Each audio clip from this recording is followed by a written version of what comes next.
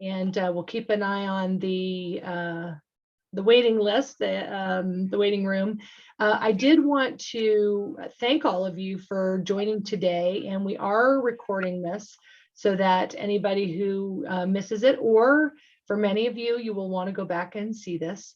So I want to talk a little bit about kind of the process in terms of how we're looking to do this, because we are not exactly sure how many we get. If it's a small group, we'll we'll open it up and let everybody speak, or in the chat room. But for larger groups, we find that it works a little bit better. We've set it up so that you can send a chat, and I will be keeping an eye on the chats throughout the presentation.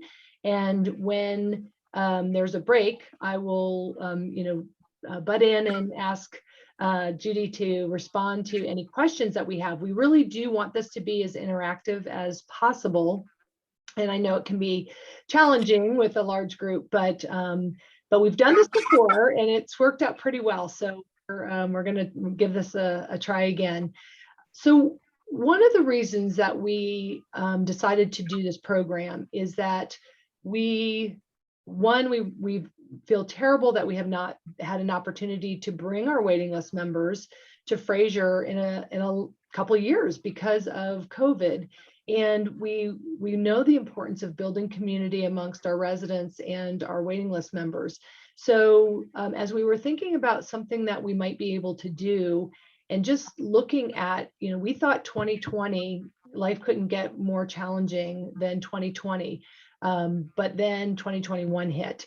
And particularly, I think, for Boulder County, starting the year with the King Super shooting, and then, we had Delta, and then Omicron, and then ended the year with the wildfire that just really destroyed so many people's lives in our area.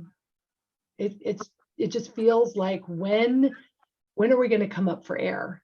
And it's ironic, Judy and I were talking about, it's ironic that here we are on this day when we're seeing the cases of Omicron going down, and a glimmer of hope, and then we learn that Russia has gone in and is invading Ukraine. And so it just feels like life is going to continue to be tumultuous.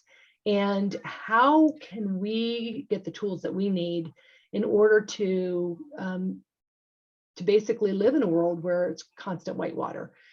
So I am thrilled to have Judy join us today. She has lots of tools and resources that she's going to be providing, and we will be following up, with those tools and resources as we basically have this conversation. And then I know for many of you, especially waiting list members, we had a big celebration of Rose's retirement, and thanking her for her dedication for 21 years here at Fraser for the residents, standing room only, as you can imagine. But we do want her to have the opportunity to say goodbye to you. So with that, I am going to go ahead and turn this over to Judy, and please feel free, as I say, to put any chats in the message, and I'll get those to her. And as I say, we're testing out some new technology and new ways to communicate. So hopefully you will enjoy this program. Judy? Thank you. It's a treat to be with you. I'm in Maryland, south of Annapolis, at some distance from you, no mountains here. I'm from northern Michigan originally, from a skiing family. So although it's beautiful here, it seems quite flat to me, and there's never enough snow given my heritage in the Midwest.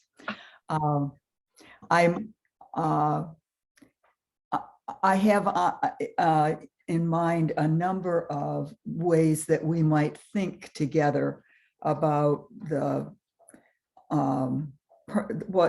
language of permanent whitewater, the things that keep not settling down. I keep thinking things will settle down, I think. And then I think well, they don't seem to have. And then I look back over my life and realize there were other times when I said that, and they didn't seem to settle down then either. So just being thoughtful and curious about how is it that we not only just find our way through these kinds of times, but do it with a sense of vitality and engagement and hope.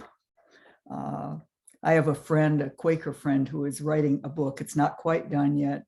Her title for it is wonderful. I think the book will be wonderful, but the title is terrific. It's Hope Leans Forward. And I think how often now we think of resilience as being a matter of springing back. And I think her name is Valerie Brown. I think she has the right idea that hope is an energy of leaning forward in circumstances that are full of surprises and the unexpected for us. So I probably off and on will offer you like little assignments that you might take away or do something with. I'm a great believer in the power of one or another question to get us thinking in different ways. So if you have a pad or paper, or for me, it's Post-its. I have Post-its everywhere to take a note, or a pen, you might want to do that. Because the first question that I want to offer as a kind of path in to thinking about navigating permanent whitewater is a question that a friend asked me right at the beginning of the pandemic. He said to me, you seem pretty calm about this. And he said, have you ever been through anything like this before? I remember thinking, you can't possibly think I've been through the 1918 pandemic. And we laughed about that. And then I realized when I thought about how it felt, the uncertainty that we were all facing into in 2020, and to some extent, the unexpected that lies ahead of us in the ways that Colleen has detailed. I knew immediately the feeling in my stomach of that kind of uncertainty and not knowing what to expect. And so it took me back to a time in my life when I felt like that before. And I'd invite us all to think about that, because whatever that was, we got from that to today, one way or another. We had some way that whatever that circumstance that really threw us, we found our way through it. We had some kind of a strategy or process for working with it. And when my friend asked me the question, the answer that came up for me, so I'll use it as an example, is I was putting myself through college flying summers as a Pan American flight attendant. I'd only been on an airplane once in my life before I took that job. What a crazy thing to do. And secondly, I'd only been on about 6 flights, and we were flying out of London. And this was when my friend asked me, have you been through anything like this before? This is what came up for me.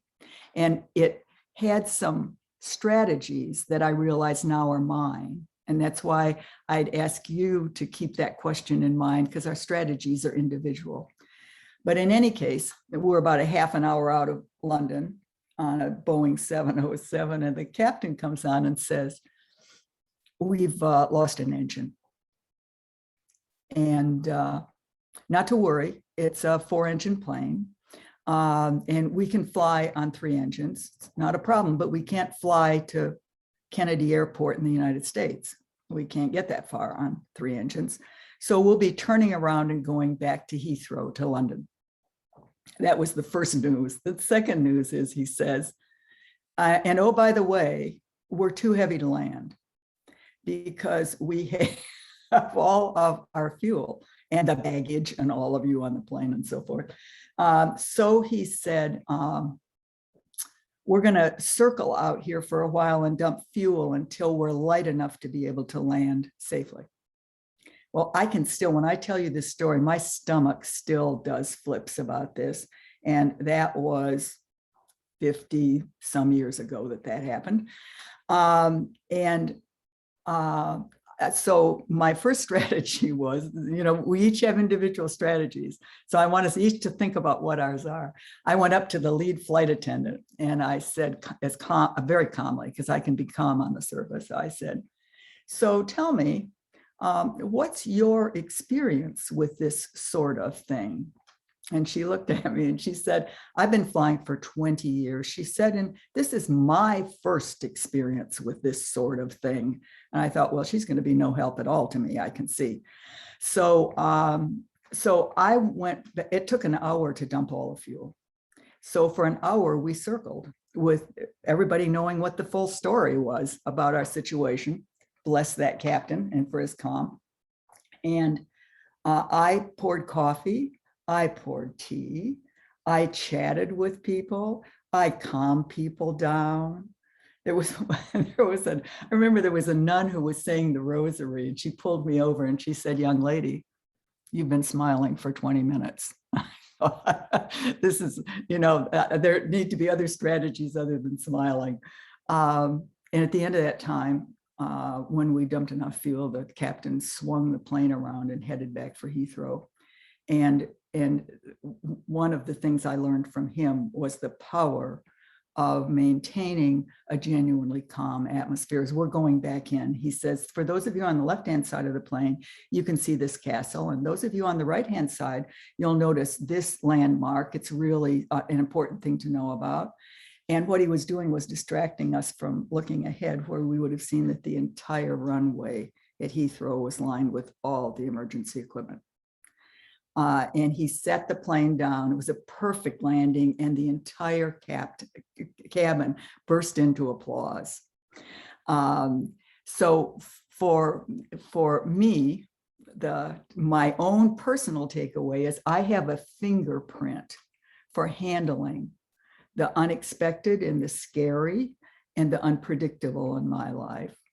Mine was what I just told you. Do your job, do what you can do what's natural, be as helpful as you can, be genuinely calm, stay centered, all those kinds of things. It's different for each of us, and it's enormously helpful to know what that process is for each of us, because we didn't get to where we are today without having some pattern that works for us.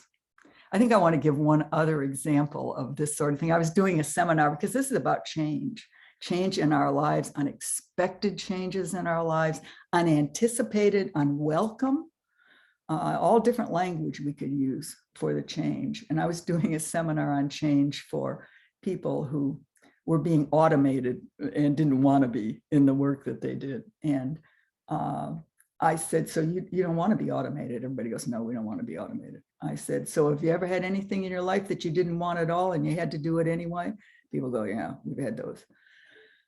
And I said, so I want you to think about, this is another variant on that question for you. Was there something in your life that you had to face into or endure or live with and through that you would never have wanted to have happen?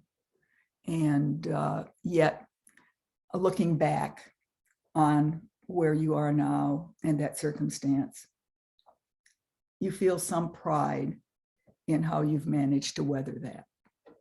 You just feel, looking back on it, difficult, you wouldn't want it again, but you feel some real pride. So I said to the group, I said, so take some notes, and whenever somebody's ready, tell us what you've done, but I don't want to hear anything personal. I'm from the Midwest. We don't want to drag anything personal out of people. I'm small town. So when you're ready, somebody wants to volunteer, just tell us how you did it, and I'll write down your strategies. And the first man that spoke, I will never forget this story, said, well, he said, about 6 years ago, my wife of 50 some years died completely unexpectedly. And he said, I was just absolutely bereft and thrown. And he said, about less than a year later, our only child, our daughter, died in childbirth and left me an infant. he said, I didn't know anything about infants. I'd never changed a diaper. My wife had done all of that. He said, suddenly I had this infant that I had to take care of. So he said, he just started listing all the things he did. He went to the church and he signed up for the young parents group. He was at least 2 generations older than any of them. It didn't matter. He found out about daycare. He began researching child care and child raising. And he said, my granddaughter, he said, is in school now, and she's doing absolutely wonderfully. And he said, I am so proud of the family we have become. So much for nothing personal.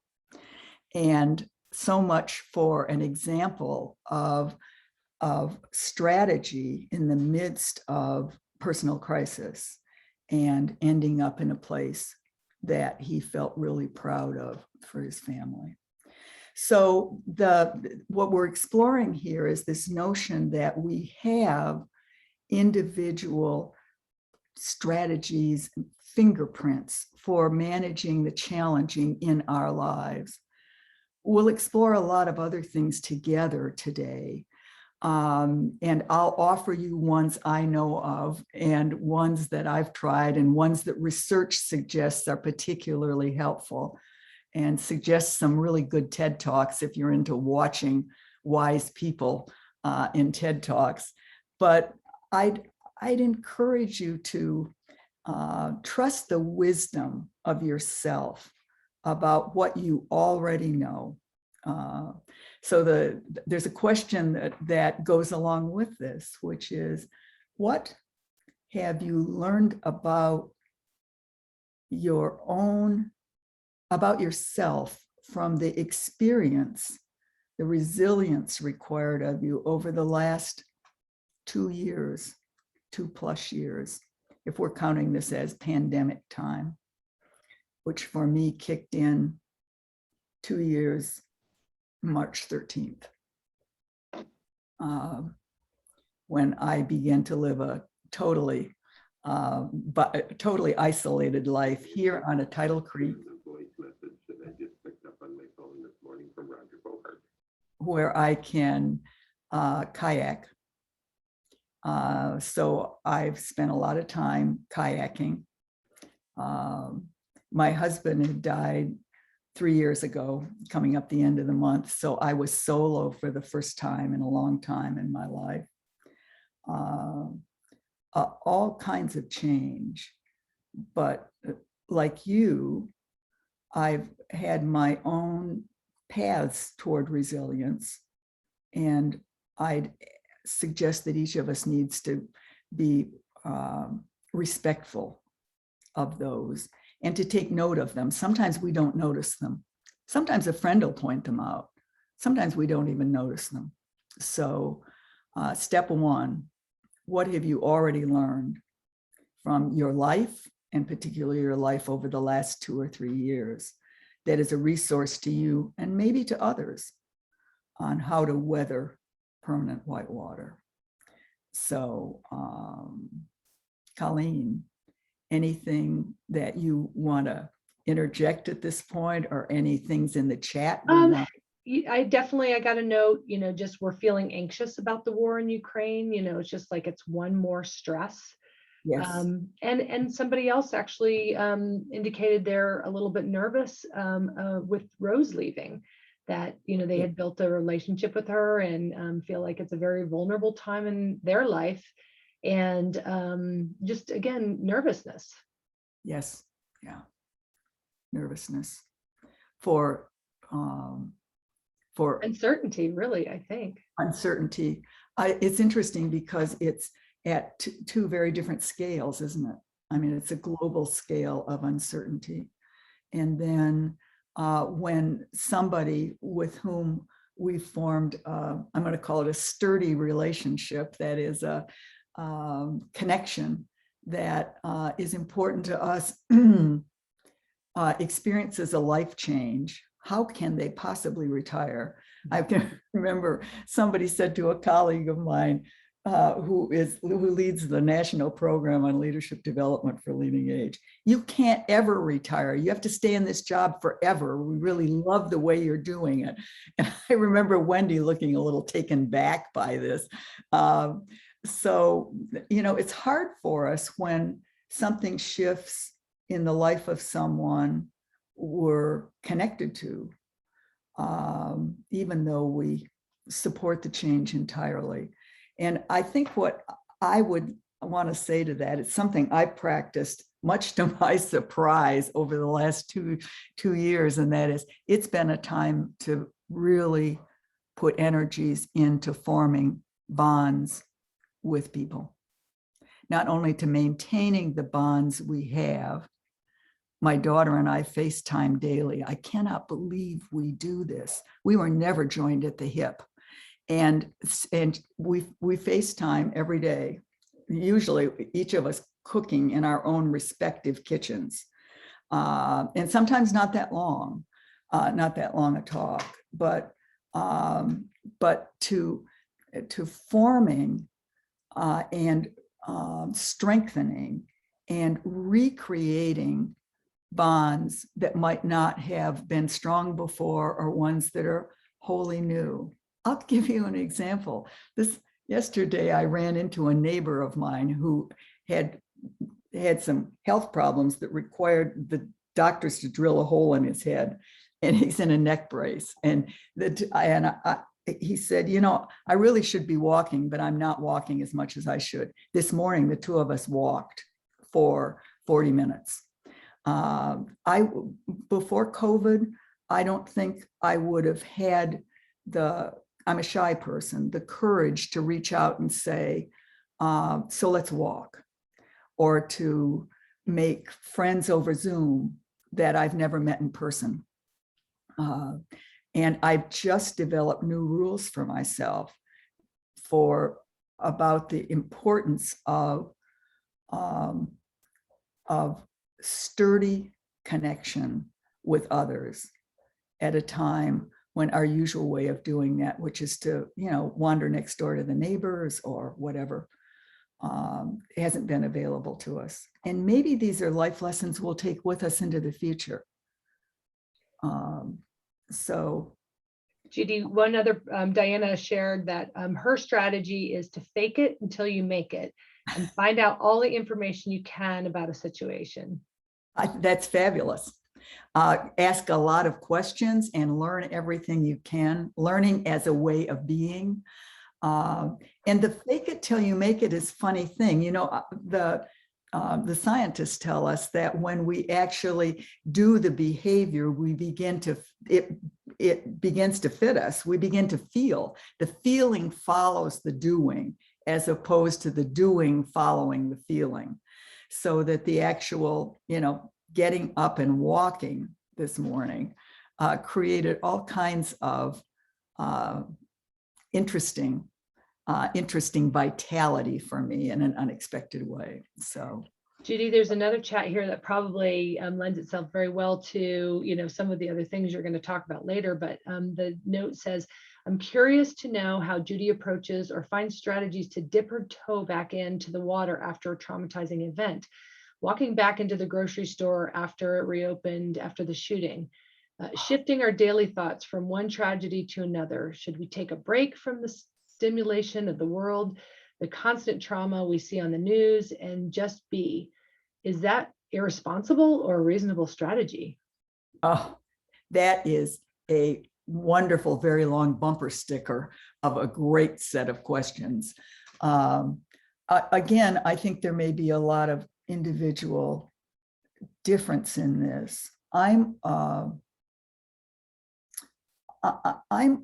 great believer in allowing ourselves to feel however we feel about the situation, to noticing our discomfort.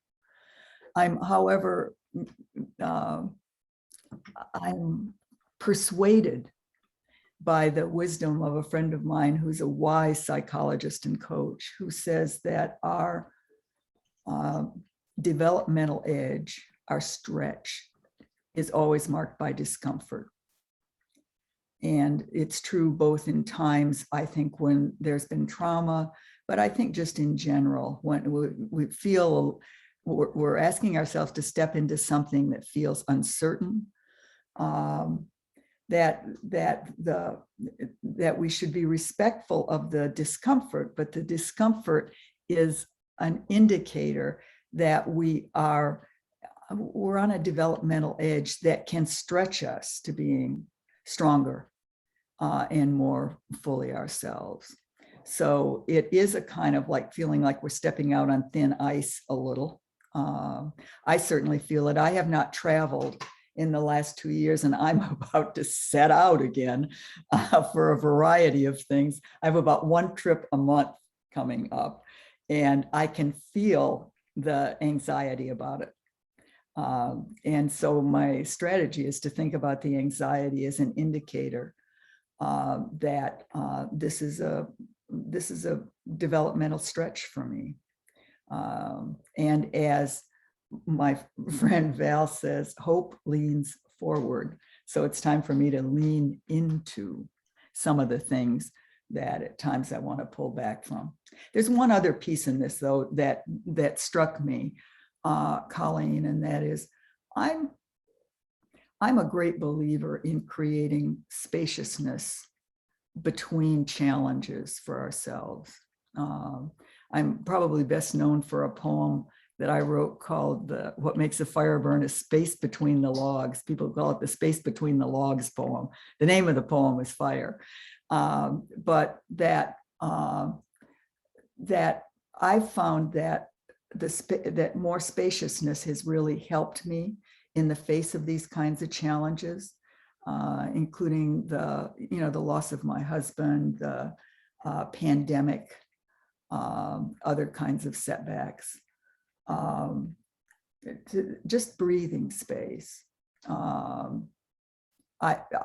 For me personally, has helped a good deal. So that's what comes to mind right now. So Judy, John Diffie said he has 2 brief stories, if he's able to share them. That's great. John, you're on.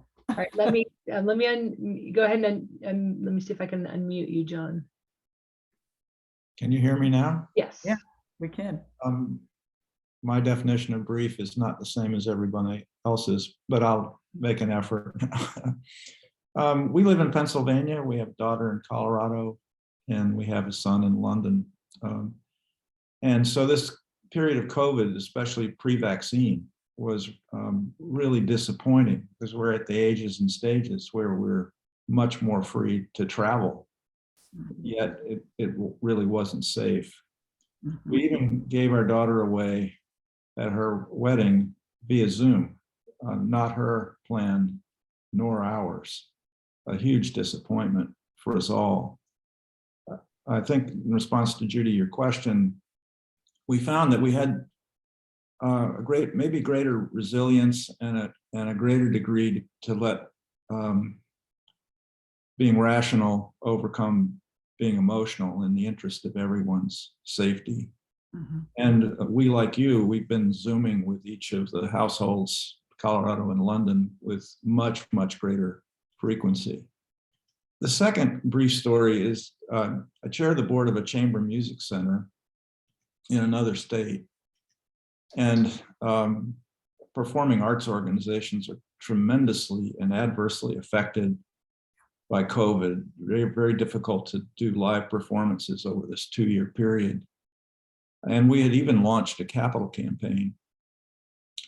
But what we found was 2 donors stepped up with approximate total gifts of about $1 million to enable us to live stream concerts by retrofitting our concert venue with the equipment to broadcast and to live stream and to record, which was phenomenal.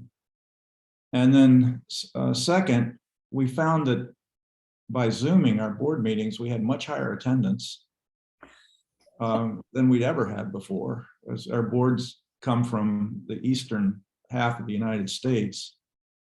And the capital campaign has been more robustly successful than we ever would have imagined because A, people weren't spending money traveling, and B, we could find and talk with anybody we wanted to reach because they were all at home. So there have been some unexpected blessings coming from real creativity in the community of board members and staff to think about together, how could this organization survive and thrive, failure not being an option.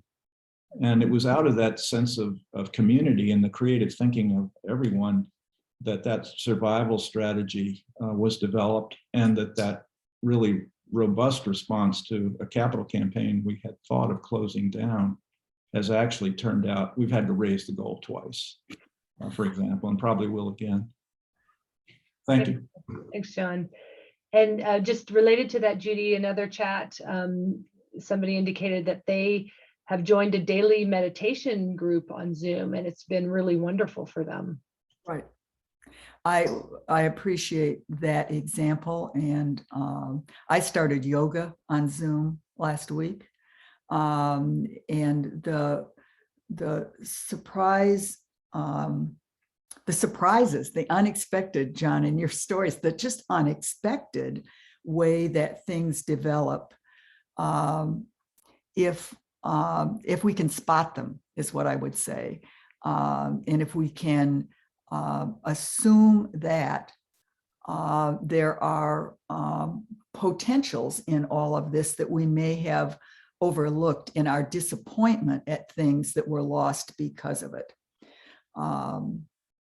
It makes me want to turn to the notions about strategies that come from the person who coined the term permanent whitewater, a guy by the name of Peter Vail, who said that he said that when the going gets rough, and it seems like permanent whitewater and it feels like it's piling on, our tendency, and this is going to turn back toward what John had to say about the power of community, our tendency is to think that the way out, and this isn't just about COVID, but just when it feels like there's too muchness and things are piling on and they're very difficult, that the way out is to work harder. And that's our first strategy. And the second strategy is to work smarter, harder, which is time management. I used to teach time management. And I look back on that time in my life and think, what was I thinking? But anyway, I used to teach it. And then the third strategy is to look to working technologically smarter. That is, if I just have a better laptop or a better phone or a better app or whatever is involved, then I can handle things better. And it's not as if those aren't useful, but they don't have much leverage. What Peter Vail said is there are three strategies that really make a difference in permanent whitewater and our ability to sustain our energies in these kinds of unexpected and ongoing demands. And the first one is to work reflectively smarter, which means stepping back from all this and trying to understand in a reflective way what's going on for us and what's challenging for us. For some people, for me, that means I keep a journal. I had a morning half hour in the journal for the last 40 years. And I find my day goes much better when I have that quiet, reflective time to just see where I am right now, to do an after action review of yesterday. What do I want not to have lost from yesterday? What do I want to take away? And looking to the day, what do I want to make sure is part of my day to day? How can I be sure I get to learn something? How can I meet a new interesting person? How can I remember the blessings I have? So that's for me journal work, and that's reflective.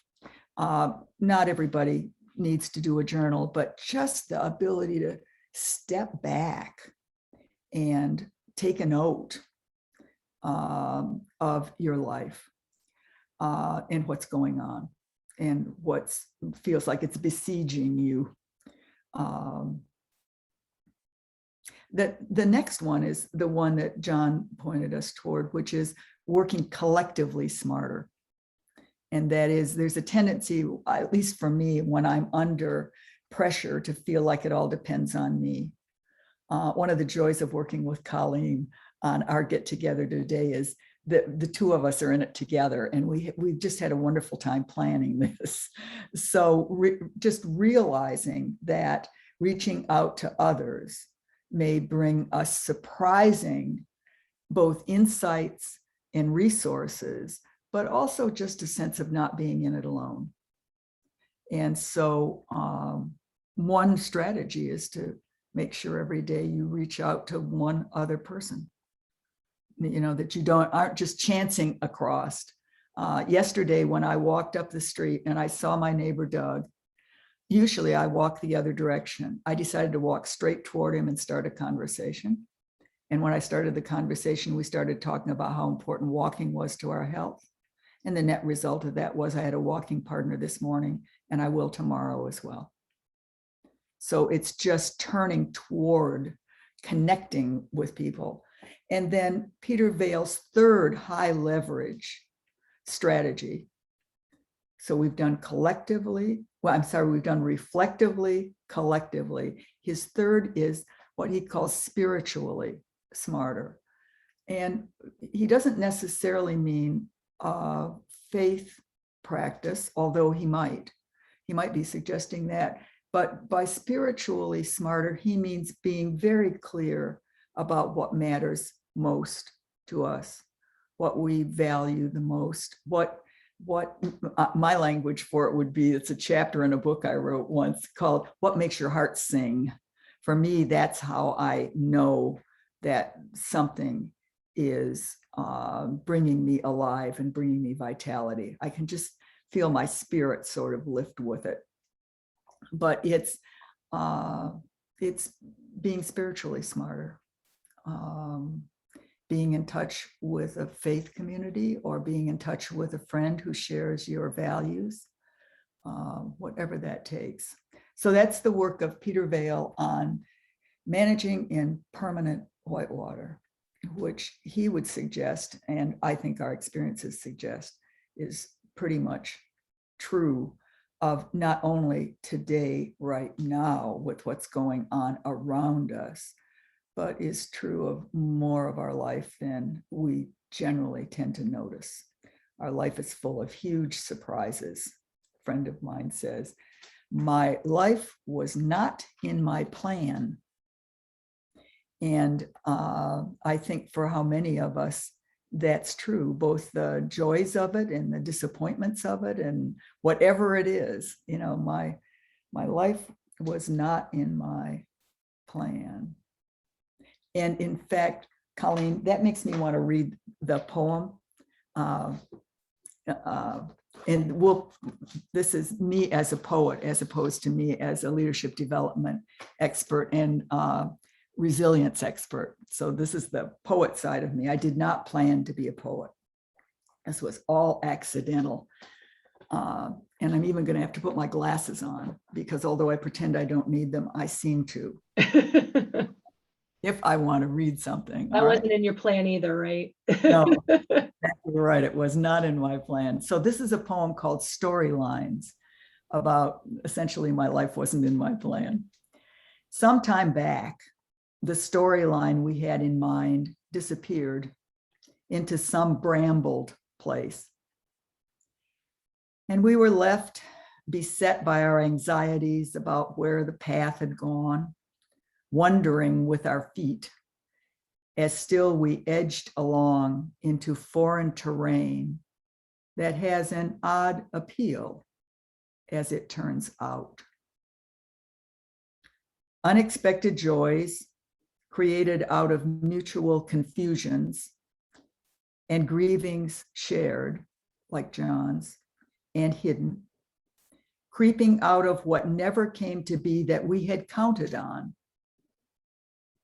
Strange stories that we used to guide us, myths that promised trails we never found, and improvised stories that grow out of the gifts and tragedies of a life we never had expected. Storylines. All right. Storylines. What we had in mind disappeared into some brambled place, and then comes up with huge surprises, sometimes that are quite wonderful, out of nowhere, out of left field, out of the blue, as they say, out of the blue. So, oh, Colleen, anything else? Well, someone just was sharing that one of their strategies for 30 years has been to go to a retreat to an abbey in northern Colorado for three to four times a year. So they've been doing that for 30 years. Wonderful. Thank you for sharing that. Thank you.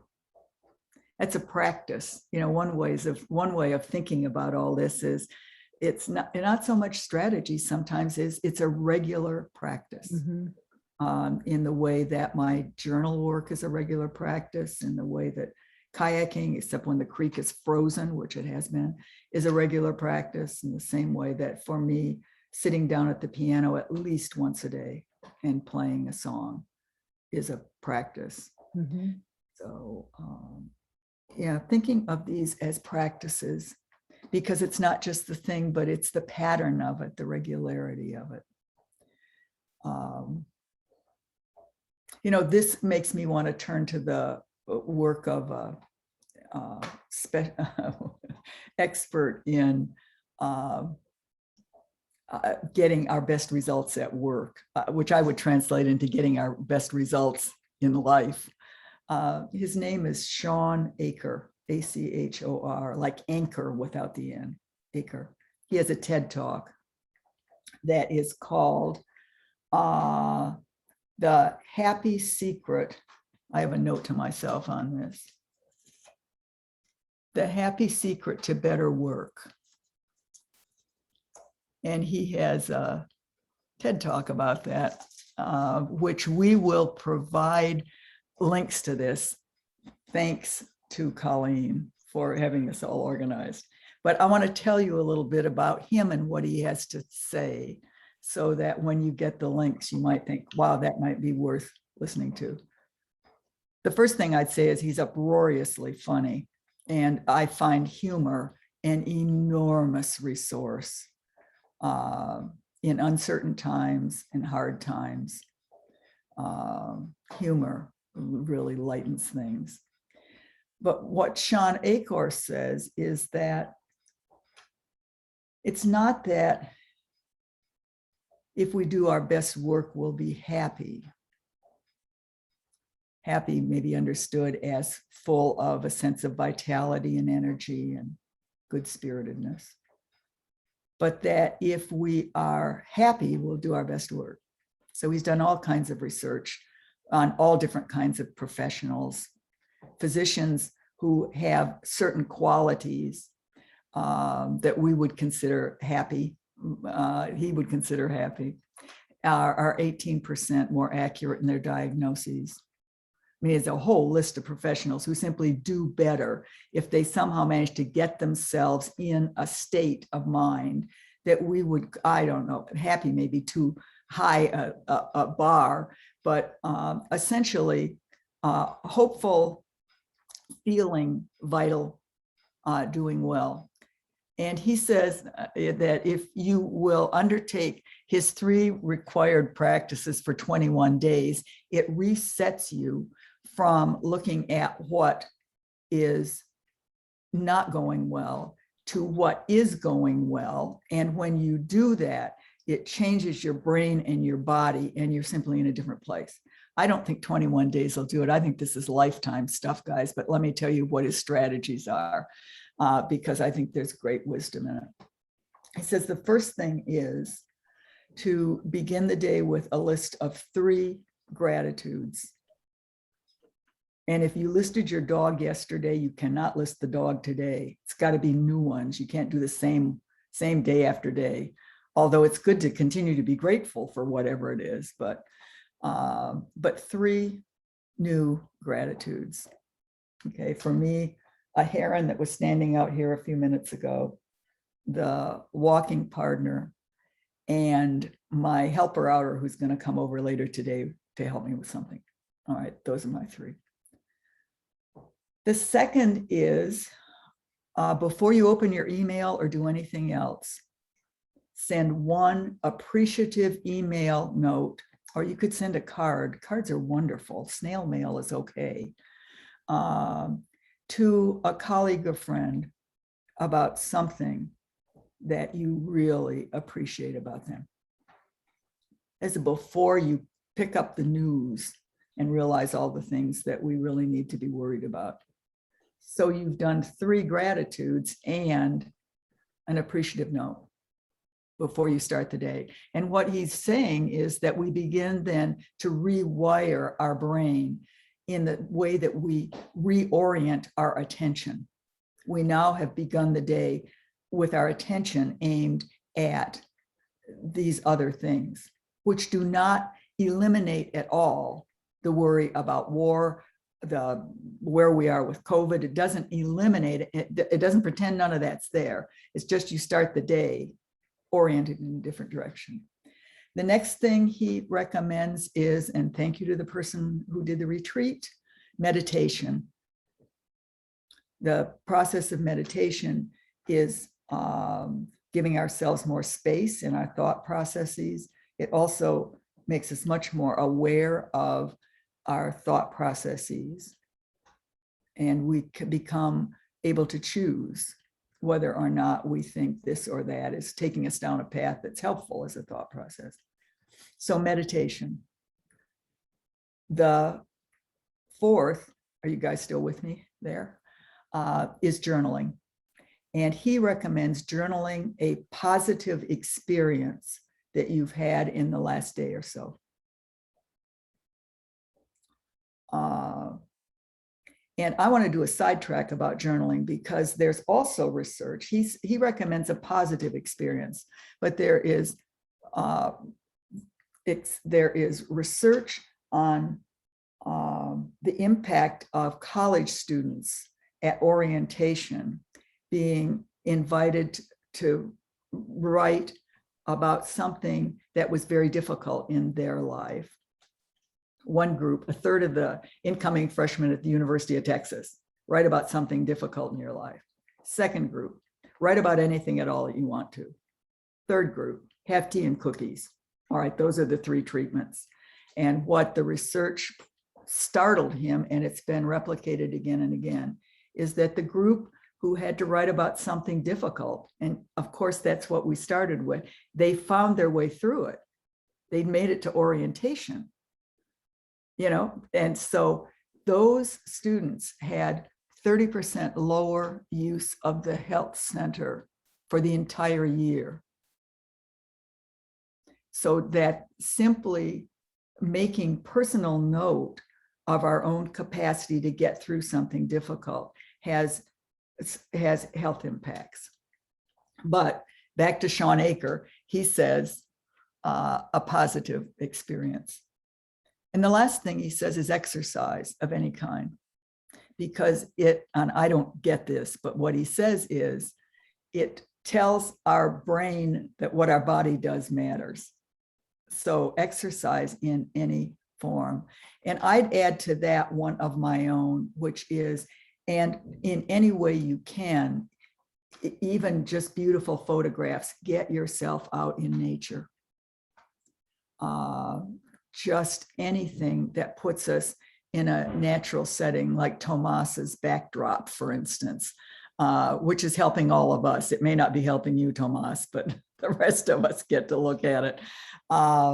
Has a healing effect, and that's the Japanese nature bathing, forest bathing stuff, research on all kinds of fronts about that now. So those are our strategies that put us on a path to essentially refocusing what we do with our mind in a way that's much more likely to strengthen us. Those of you who remember Kangaroo, remember the Little Roo in the children's story. There was Kangaroo was the mother kangaroo, and then there was Little Roo, and the mother was always giving Little Roo the strengthening medicine. I mean, in some ways, that's what Shawn Achor is recommending, is strengthening medicine for us. So, Colleen, Judy, a couple questions, and then I have a couple comments. So, thinking about some of these strategies that you've shared today, it feels like you're starting your day, you can make choices, but I think about often, my day, or when I'm feeling most stressed, is when I'm in the middle of the whitewater. It's not planning the trip, it's not packing my bag, it's not thinking through these things and having that kind of the time to reflect. It's when I have a lot going on, and trying to, and I think about the example that you shared with, when you're in the middle of the wave, and trying to, how do you catch yourself and bring yourself back, finding the perspective. And I'll read I was thinking of that when you were talking, and then actually Tomas made a note saying, what has helped me is focusing on what I can influence and control, and committing to relinquishing the thoughts and fears about the things I cannot take responsibility for. You grab the paddle, get on the raft, and commit to the ride. So, trying to balance those different thoughts, because I think when most of us feel like we're in the whitewater, we don't feel like we have the control or the ability to step back. right? We're drowning. We feel like we're drowning. Tomas, I think that strategy is absolutely helpful, which is, what is it that I have some influence on? Even control may be too much, but some influence on. And I think a first step in it that's so hard is to just take a breath and stop whatever it is that we're ginning up within ourselves that is unsettling. The circumstances are unsettling, but our response to it is what is so hard to wrestle with. John, I want to go back to your story, the sadness of not being there for the wedding, and I'm going through a similar thing that I'll just share with you guys. I have one daughter. She is fabulous. She's a great surprise in my life. I had her after my 41st birthday. Her name is Meg. And she and her partner are going to have a very tiny civil ceremony in March. Just the two of them, not with a large wedding. And so I will hold them in the light for that, but much like your situation, John, I won't be there.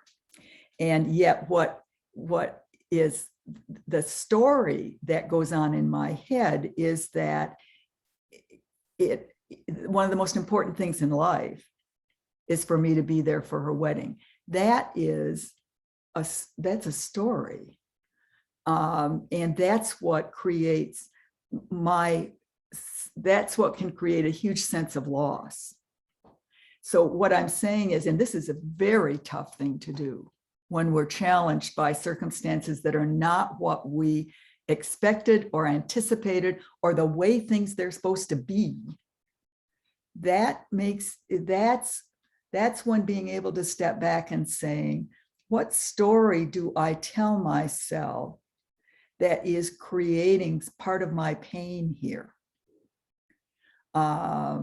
So that feels to me like not acknowledging enough the huge difficulty of things we face, but it's for me critical to understanding my own way of creating some of my own difficulty that I believe is created by the externals around me, by the demands placed on me, by things that are crowded in too much.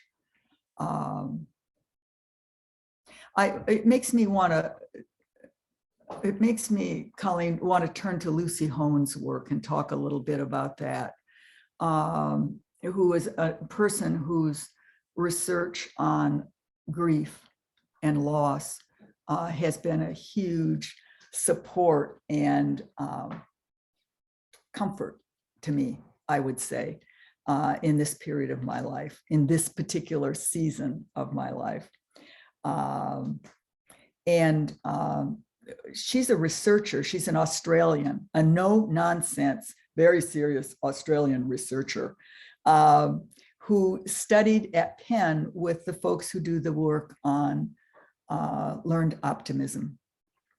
And her interest was in the way in which an orientation toward what's working in life can be a help to people. And she actually did a huge amount of work with the US military, who were interested in if you could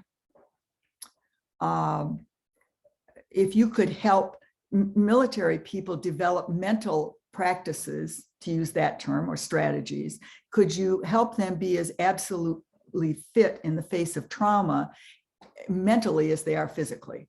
That's just sort of the framing of her work. So she becomes a renowned researcher, and she goes home to Australia and ends up with her daughter being killed in a car crash.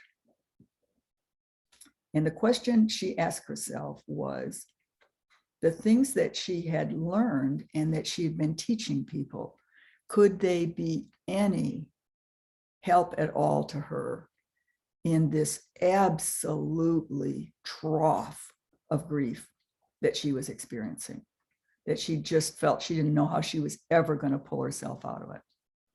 And so she tested the strategies she'd been teaching on herself and said that in truth, they did make a difference. And these are the ones. She has a fabulous TED Talk. We'll post that as well. Name is Lucy Hone, H-O-N-E.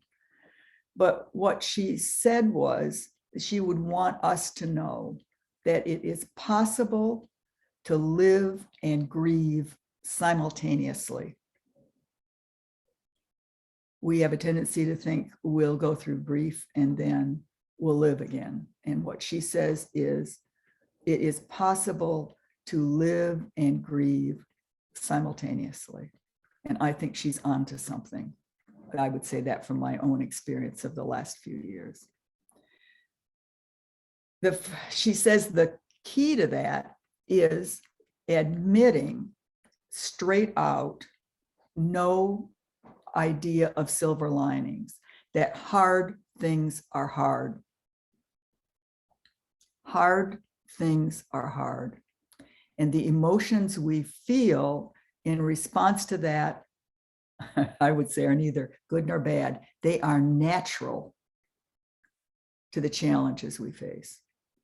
I like that language much better, because we have a tendency to think about good emotions and bad emotions. No, they're natural to the situation.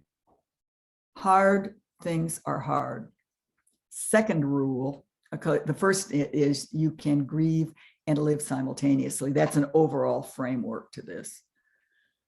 Hard things are hard. And second, the importance of being able to hunt the good. It's interesting because we have a tendency to say, well, look for the good. Her language really has different kind of energy in it. In the most difficult situations, we are called upon to hunt the good. That's the language that she used with veterans. Hunt the good. And then the third piece of her advice is to ask ourselves a question. And it's a pretty challenging one, I think. It's been challenging for me, which is, is what I am doing right now hurting me or helping me? And it's the me on the end of that that's critical. We are probably a group of people who are used to helping other people. The ones of us I know on this screen already, I would say that's certainly true of. We spent our lives hopefully being in service to others. So being able to ask ourselves, is what I am doing right now hurting me or helping me? And to realize that, to turn toward it being helping me and supporting my vitality and my capacity to be present. I need to be paying attention to that all the time. All the time. So does anybody have any thoughts or comments about that? It's a fairly sobering TED Talk, and it is powerfully helpful and important. At least I've found it so. I don't have anybody commenting on that right now, but they might think about it and plug something in later. All right. You know what makes me want to do? Can you all stand another poem? You want to? I can shift to poetry because I think it has to do with the question, Colleen, that you asked me, and that is, what do you do when you're in this? How do you handle this kind of circumstance when you just feel like you're drowning in it? And I would add, and as you described it, I always end up feeling like I'm flailing around. That would be my language for it. I'm just trying to figure a way to get myself out of whatever this is.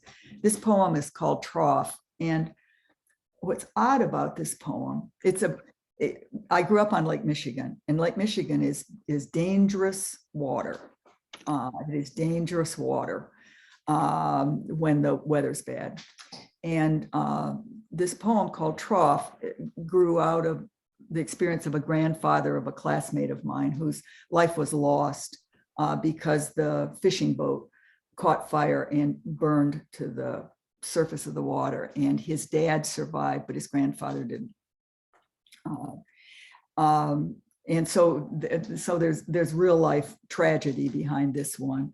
But the idea in it is about how to avoid destroying ourselves by scrambling or whatever, flailing around. So this is the poem, Trough. And in this season, people keep asking for permission to put it in all kinds of things. So there must be something to it. There's a trough in waves, a low spot where horizon disappears and only sky and water are our company. And there we lose our way unless we rest, knowing the wave will bring us to its crest again. There we may drown if we let fear hold us within its grip and shake us side to side, leaving us flailing, torn, disoriented. But if we rest there in the trough, are silent, being with the low part of the wave, keeping our energy and noticing the shape of things, the flow, then time alone will bring us to another place where we can see horizon, see the land again, regain our sense of where we are and where we need to swim. Recently, a group was working with this poem and they saw something in it I'd never seen. I only wrote it, but I hadn't seen it. And that's the line where it says, then time alone. And what I meant by that is the passage of time alone. But what the poem also says is time alone. It may well be that a chance to step back and have some solitude, the retreat that one of you mentioned, the time alone is part of what helps us give up the flailing and scrambling that exhausts us. So That's such a those, great poem. I certainly can relate to that one. I've got a couple of questions here. One is someone asking, isn't the concept of silver linings similar to hunting the good? Trying to find a slimmer of hope in the tragedy or whatever situation one is navigating. in some ways, it is. Part of me wants to say yes. Never ruin a good question with an answer is what's going through my head. That was a really good question. Yes, and I think in Lucy Hone's wisdom, it's hold the two simultaneously. I mean, I think when we think about silver linings, we think about just look at the silver linings and set aside attention to the other. But what Hone says is, which has for me had such helpful wisdom, is hard things are hard and hunt the good simultaneously, which is a slightly edgier version. Yet the silver lining and being able to attend to it is brain training. It's the ability to spot those things. I mean, the basic idea of spotting those things that are the joys amid the sorrows is that the science behind it is what we pay attention to grows. And so our attention is like fertilizer. And people our attention is like fertilizer. And I would add the attention of leaders is even more like fertilizer. So people are always watching what we're attending to, where we're placing our attention, and what we pay attention to grows. That's why when you're teaching a kid to ride a bicycle, you do not say, don't fall down. You say, good work, keep pedaling, wonderful. Oh, good, you went 20 feet this time, wonderful work. And the reason is because if you say don't fall down, they'll fall down. The mind just goes to the negative. So you're training your attention to spot that which is life-giving, that which is a small sprout that has some hope. Judy, someone shared something that reminds me a little bit of what you're saying. She said, her idea of permanent whitewater reminded her of a friend's suggestion to shift language from trying to find firm ground to dancing from rock to rock in the middle of a landslide. That is fabulous. Can you feel that? And to believe you can do it. Say that again. The idea is it isn't a matter of finding firm ground to stand on. It's a matter of dancing from rock to rock in the landslide that is life. Wonderful. I was complaining to a friend one day about, I felt like I was in a swamp. It was a time in my life when I was just stuck. He said, would it help if you called it a wetland? And so that's another example of the shift in framing. And we can do that. Changes what's possible, changes everything.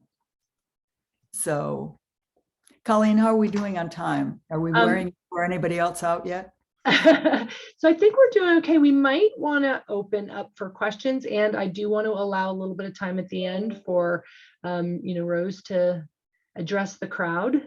Okay, that's great. Do we want to do that? Does anybody have any questions that they, at this point, you can type them into the chat, or we could, you can unmute. You can raise your hand if you wanted to ask it in person.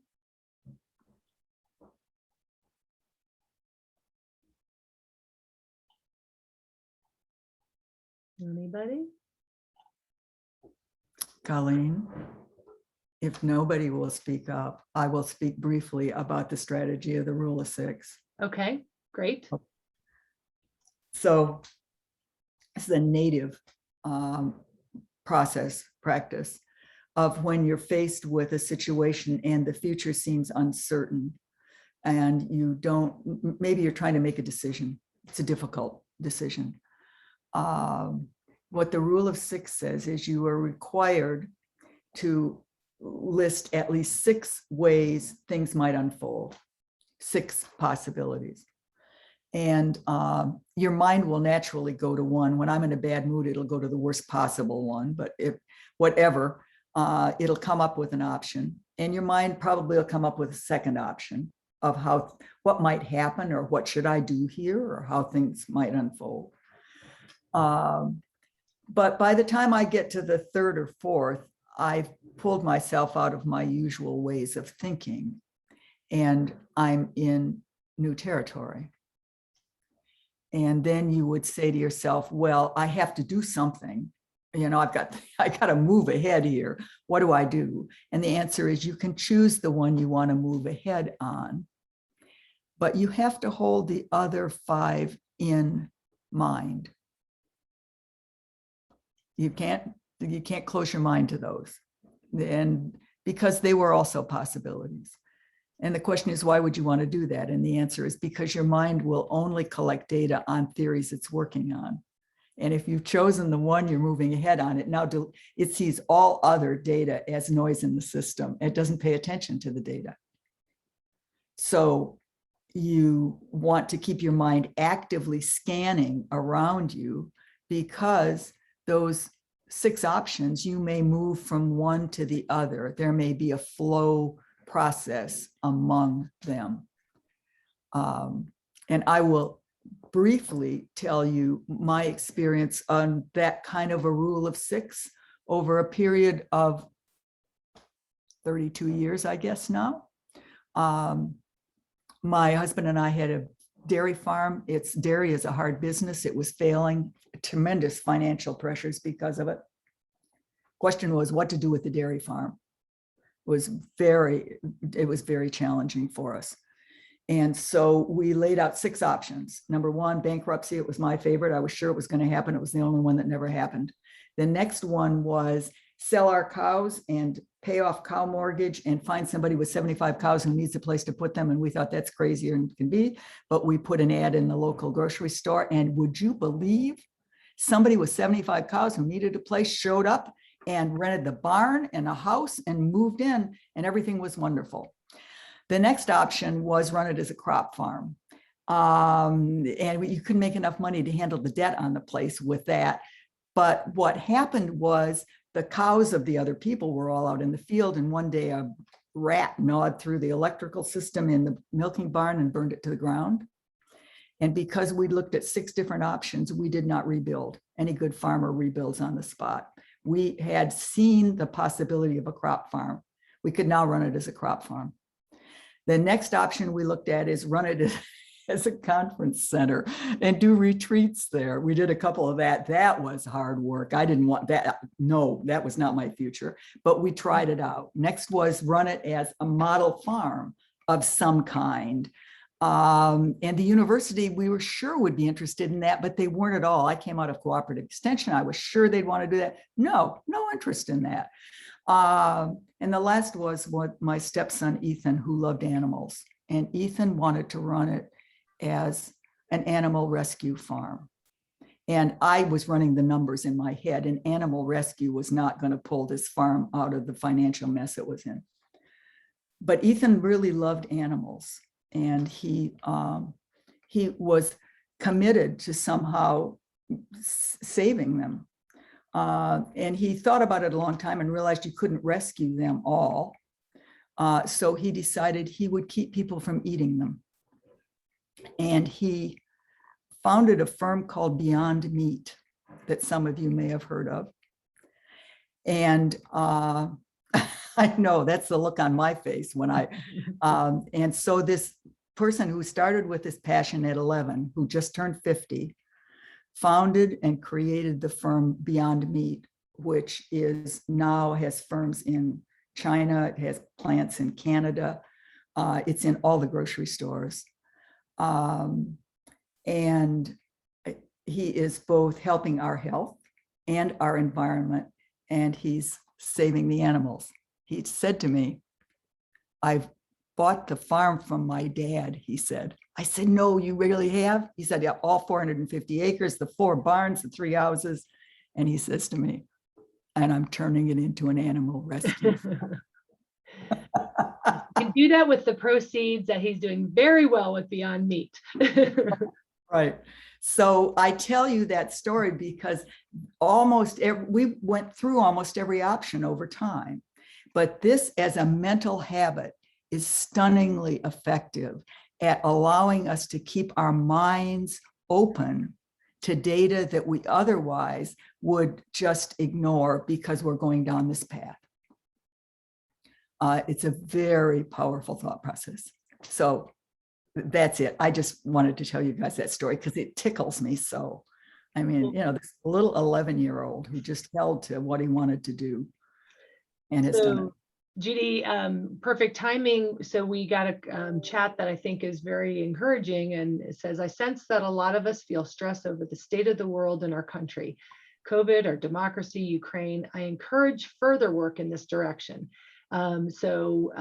Tim, Michelle, Tomas, and I, along with Judy, have talked about how can we bring more resources to residents, to staff, to our waiting list. So we would be very open to hearing from all of you if this was helpful to you, if there are areas that you think we should delve into a little bit further. Judy has lots of resources. We really just kind of skimmed the surface, today. But if this is something that is of interest, then we certainly can pursue that. So thank you for your note, Pete. I do want to give an opportunity for Rose to say a quick hello and goodbye. But before I do that, Judy, thank you so much for being with us today. I think you got a sense that this is what people are looking for. This is really important work and is really helpful for all of us. So thank you for your willingness to join us. As Judy mentioned at the beginning, we will have a resource on our website. We have to put that all together, but we'll have the video and we'll have the poems she read today, along with links to the TED Talks that she referenced and any books that she referenced as well, just kind of the titles and how you can find them if you want to get more information. So Judy, thank you very much. And Miss Rose, would you like to take it away?